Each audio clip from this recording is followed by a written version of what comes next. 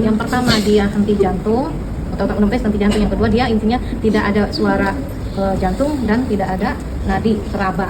Jadi kalau ada dua itu tandanya berarti langsung dilakukan RJP. Jadi nggak usah lagi memeriksa yang lain ya. Eksposur segala macam nanti itu bisa menyusul. Anamnesa pengkajian dijumpai data atau ditemukan data pasien nadinya tidak teraba, kemudian suara napasnya juga tidak ada. Ya, nah itu langsung dilakukan RJP 5 siklus. Satu siklus itu terdiri dari 30 kali kompresi, 2 kali ventilasi. Saya ulangi, 30 kompresi, 2 kali ventilasi. Itu satu siklusnya, ya. Setelah satu siklus sudah selesai, dicek lagi kembali nadi dan suara napasnya. Kalau masih tidak ada lagi, lakukan seperti itu lagi. Ya, jadi meskipun dilakukan 5 siklus, tetap satu siklusnya itu dicek minimal nadi dan suara napas. Ya, khawatir nanti pada saat kita melakukan yang kedua kali, barangkali sudah muncul gitu ya.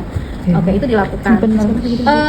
Setelah 5 kali siklus atau sampai dengan bantuan dari rumah sakit datang.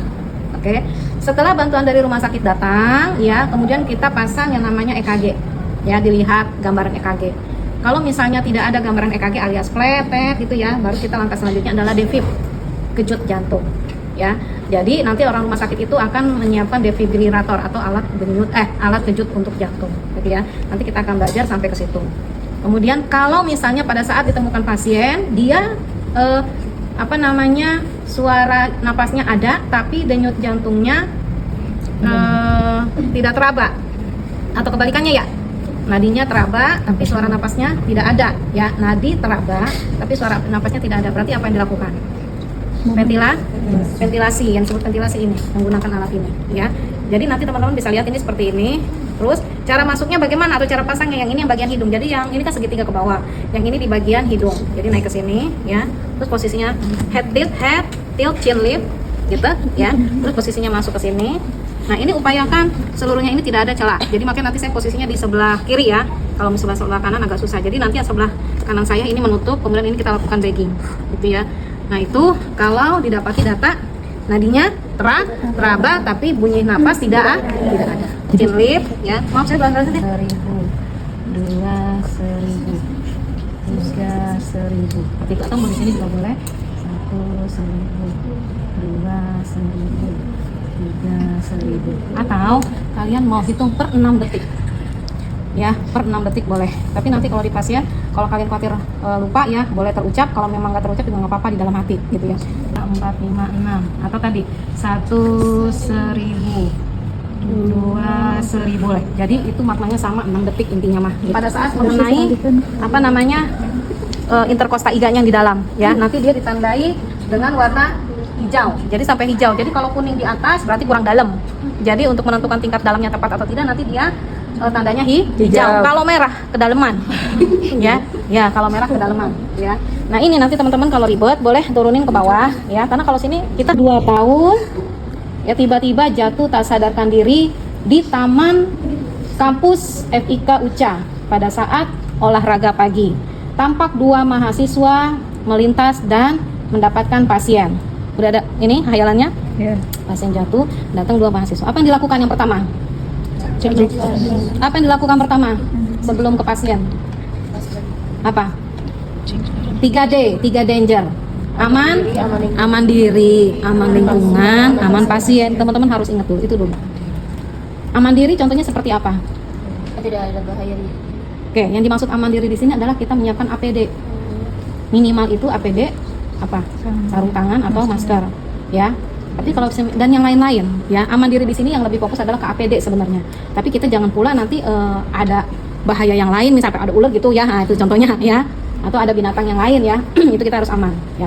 Aman diri itu aman lingkungan. Pasiennya nih jatuhnya di mana? Kalau memang di tengah-tengah jalan, berarti harus kita pindahkan, paham ya? Oke, cara memindahkan pasien juga nggak boleh sembarangan teman-teman. Kita harus lihat dulu, ada nggak tanda-tanda fraktur servikal.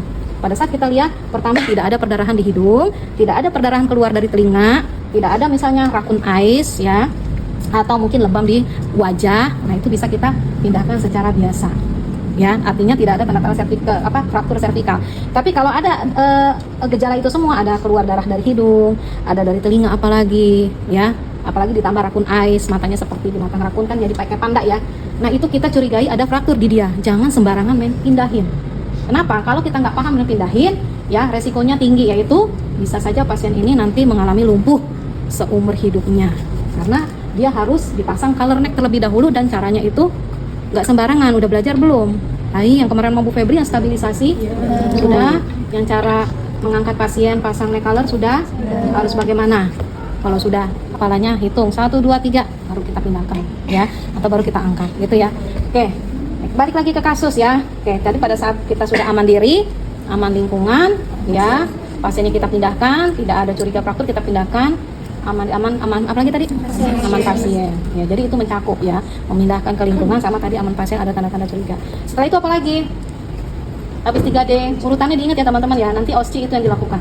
Pertama 3D dulu, aman diri, aman lingkungan, aman pasien. Nanti pada saat ujian diucapkan aman diri, aman lingkungan, aman pasien. Terus memanggil Pak gitu kan, kita memanggil namanya, pasiennya menjawab atau tidak, untuk mengetahui kesadaran pasien. Pak, no respon, nggak ada respon ya. Kita boleh lakukan sedikit tingkatan nyeri untuk mengetahui masih ada respon dengan cara seperti ini ya. Boleh di sini ya, Pak. Nah, ini untuk mengetahui dia kalau diginiin nyeri dia ada respon nggak, kalau sakit kan gitu ya, mengerang dia ya. Nah, ini kita lakukan kayak ngulek gitu ya, tapi jangan terlalu dalam ya. No respon, ingat, dipanggil tidak ada respon, kemudian kita rangsang nyeri, namanya nih rangsang nyeri. Rangsang nyeri juga dia tidak merespon. Habis itu apa lagi? Call for help, minta tolong sama orang lain. Pak, tolong. Jadi jangan sendirian, meskipun berdua ketemunya.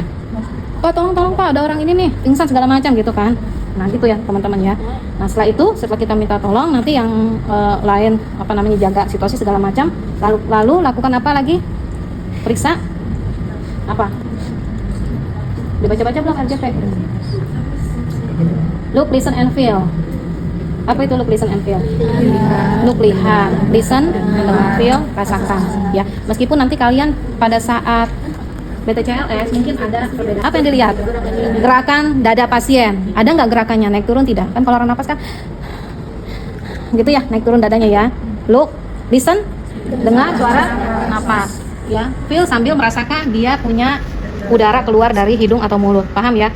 Jadi caranya sambil melakukan pemeriksaan nadi karotis ya. Jadi nadinya teman-teman jangan sini tapi seperti ini ya.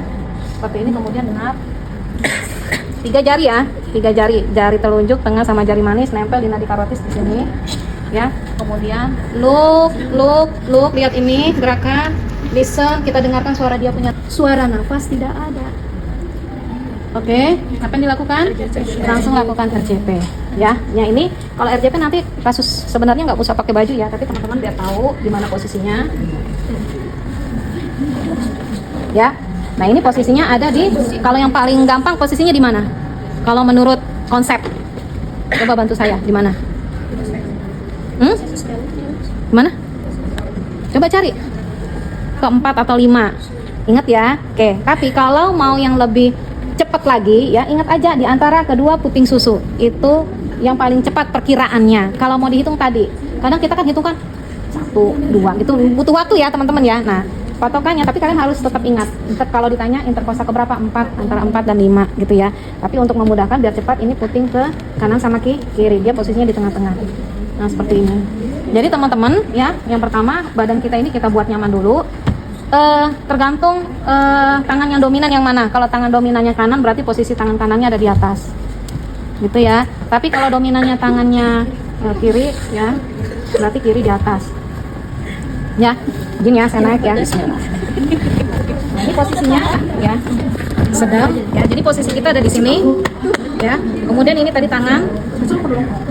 Nah ya, ini jadi ini lurus ya teman ya, jadi nggak boleh begini.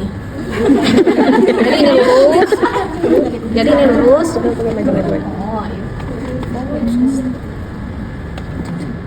Jadi ini lurus ya, tangannya nggak boleh bengkok. Terus kemudian berat badan kita jatuhkan ke depan. Nah, kalau contoh kayak gini nih, nggak ada. Oh, tadi ini ada. Nah ini ya, berarti dia kurang tepat. Jadi ini syaratnya ini tidak nyala, ini juga tidak nyala. Hanya ini saja sampai hijau. Ini tidak nyala. Tadi ya, puting ini. Ini ya, di tengah-tengah ya. Puting. Jadi patokannya puting kanan kiri, tangan kita taruh sini di tengah-tengah. Ya, RGP dimulai. Hitung ya, cara hitungnya 1, 2, 3, 4, 5, 6, 7, 8, 9, 1 1, 2, 3, 4, 5, 6, 7, 8, 9, 2 1, 2, 3, 4, 5, 6, 7, 8, 9, 3 ventilasi vertil chin lift, ini nempel, nggak boleh ada celah. Kalau ini nggak pakai seribu-seribuan, langsung aja 1, 2, dah ya. Kemudian kita lanjut lagi seperti ini ya, masih tidak ada. Kemudian lanjut lagi untuk kompresi 1, 2, 3, 5, 7, 8, 9, 1, 2, 3, 4, 5, 3 kompresi lagi. Masih tidak ada nadi, apa tidak teraba?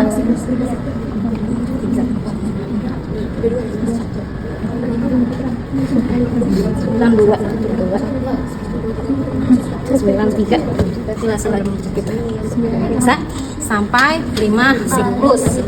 Kalau sampai 5 siklus masih belum teraba, nadi belum ada ya, dilanjutin sampai bantuan datang ya. Nanti bantuan datang dipasang EKG, kalau flat baru kita kejut.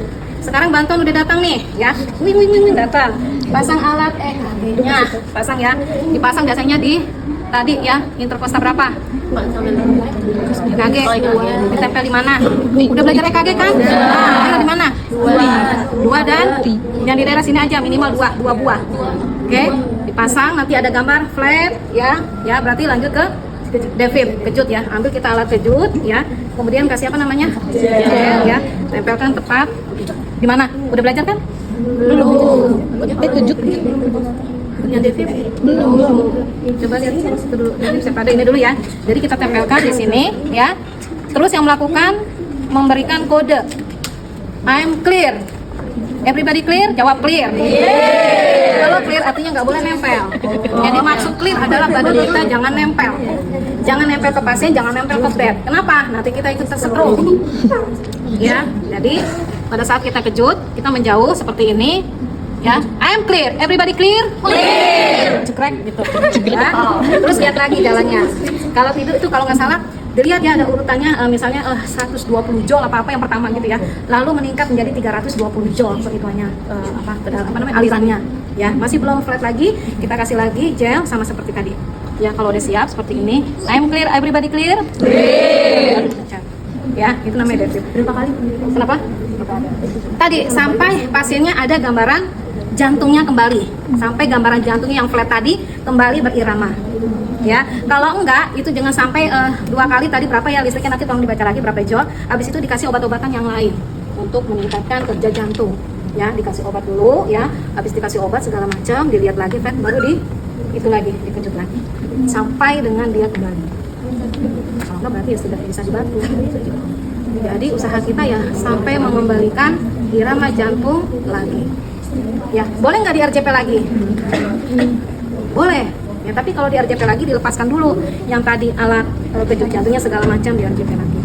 Ya, misalnya udah flat. Jadi begitu. Jadi urutannya itu RJP, terus EKG, DC shock. RJP, EKG, DC shock. Itu aja terus. Sampai kapan? Sampai kita tim petugasnya kelelahan.